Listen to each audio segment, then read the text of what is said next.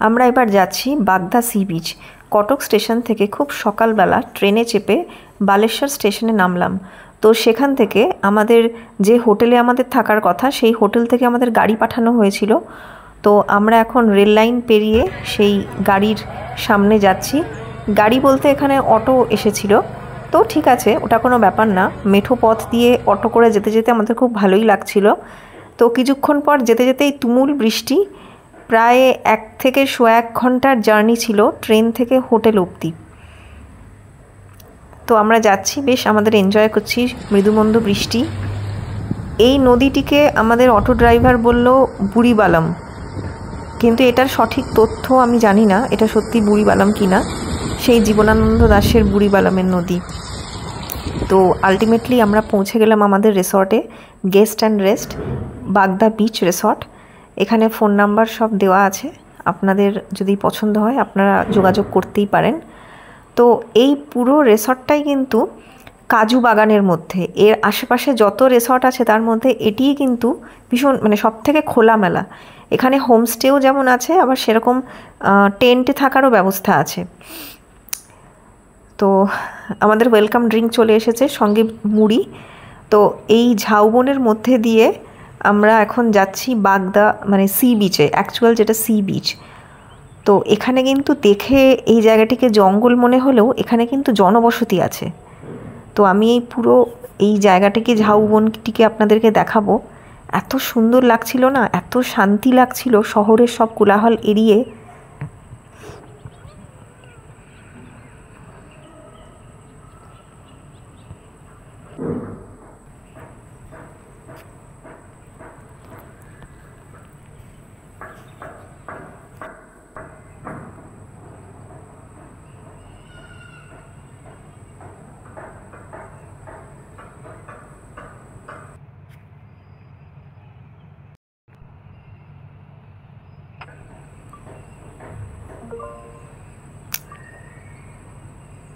এরা এখানকার স্থানীয় মানুষ।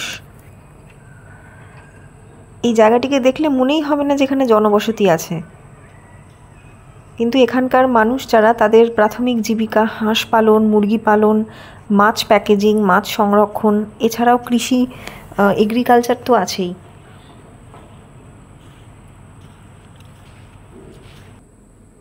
এটা একটা খুব সুন্দর মিষ্টি একটা ছত্রাক।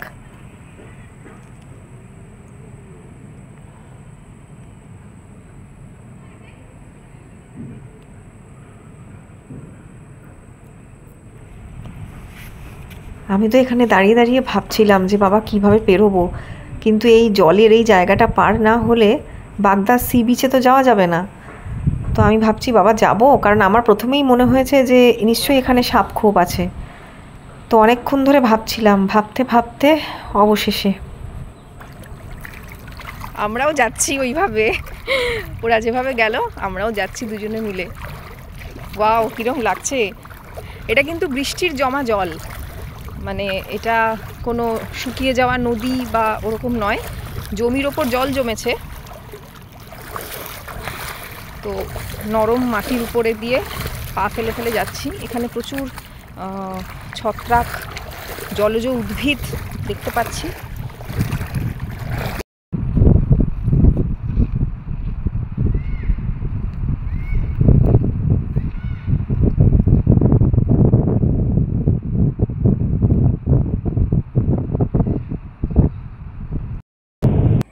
তো চলে এসেছি বাগদা সি বিচে। এখানকার না এই শঙ্খগুলো খুব বড় বড়, আমার দেখে খুব ভাল লাগছিল। আমরা তো এগুলো কত কুড়োই। এখানে মরা পোড়ানো হয়েছে, আবার নিয়ম মেনে পাশে একটা তুলসী গাছও রাখা আছে।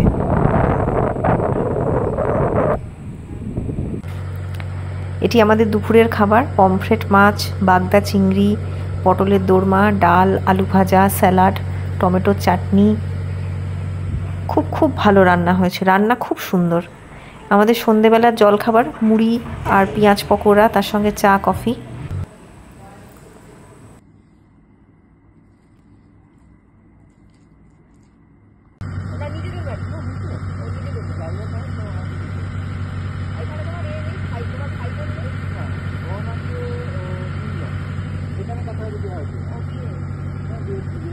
ছোট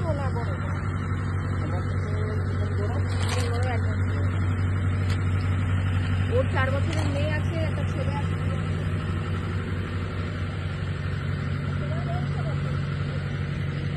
আমি যখনই সুযোগ পাই মানুষের জীবনের হাঁড়ির খবর নিতে শুরু করি।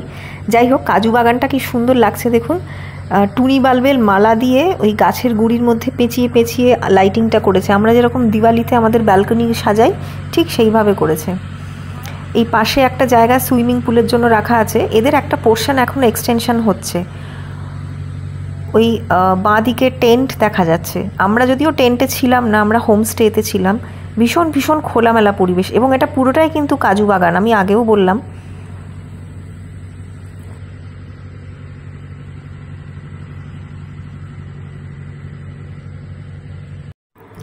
এবার আমাদের ট্রিপের সবচেয়ে ইন্টারেস্টিং পার্ট, আমরা যাচ্ছি ব্রাহ্মণী নদীর দিকে বোটে চড়তে। সেই আবার গ্রাম্য জনজীবনের মধ্যে দিয়ে যাচ্ছি। খুব খুব ভালো লাগছে, বলে বোঝাতে পারবো না। আশপাশে কলমি শাক। তো এই যে এই বোটটাতেই আমরা কিন্তু চড়েছিলাম। বোটটা আস্তে আস্তে এগিয়ে আসছে পাড়ের দিকে, আমরা উঠব এবং বোটিং করব।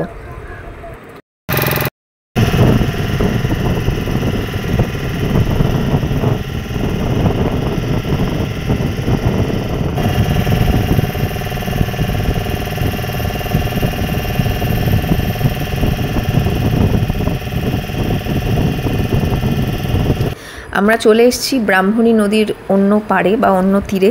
বাপরে বাপ, ফুটি ফাটা রোদ। তবে কিছু পেতে গেলে তো কিছু কষ্ট করতেই হবে। তো এখানে আমরা খুব কম পাখি দেখেছি, কিন্তু শীতকালে নাকি এত পাখি থাকে পুরো মানে ভরে যায়, মানে এই বালির চর দেখাই যায় না। আমাদের যে মাঝি ভাইটি ওটাই বলছিল। থাকে এখানে ছোট বাচ্চাগুলো এগুলো দেখতে পাচ্ছেন তো।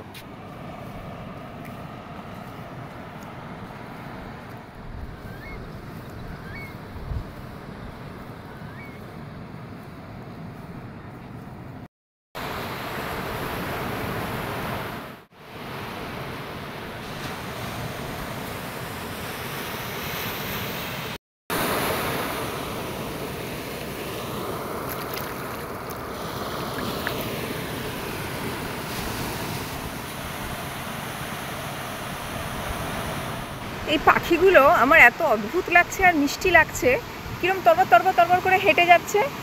আমি এরকম সমুদ্র তীরে এইরকম পাখি আমি প্রথম দেখলাম। ওই দূরে একটা, বাকিগুলো পালিয়েছে আমার হাতে ক্যামেরা দেখে। ওই যে ছোট্ট একটা পাখি, দেখি দেখাতে পারি কি না। ওই যে ছুটে পালাচ্ছে।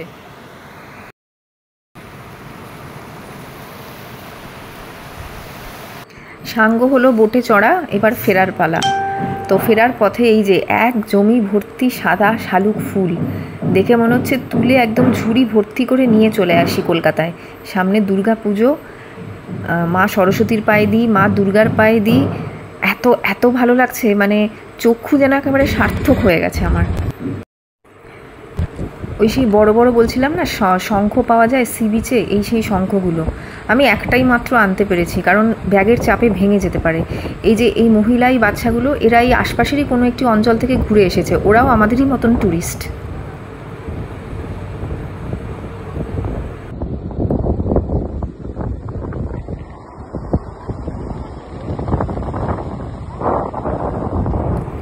এইবার রাতের খাওয়া দাওয়া কি আছে? রুটি আছে, একটা মিক্সড ভেজ আছে, আর চিকেন আছে। রান্নাটা না সত্যি সত্যি খুব অপূর্ব হয়েছে, খুব খুব সুন্দর হয়েছে রান্না। আপনারাও চলে আসুন।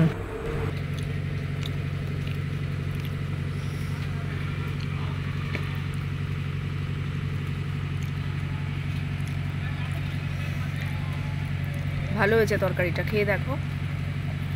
ভালো হয়েছে না?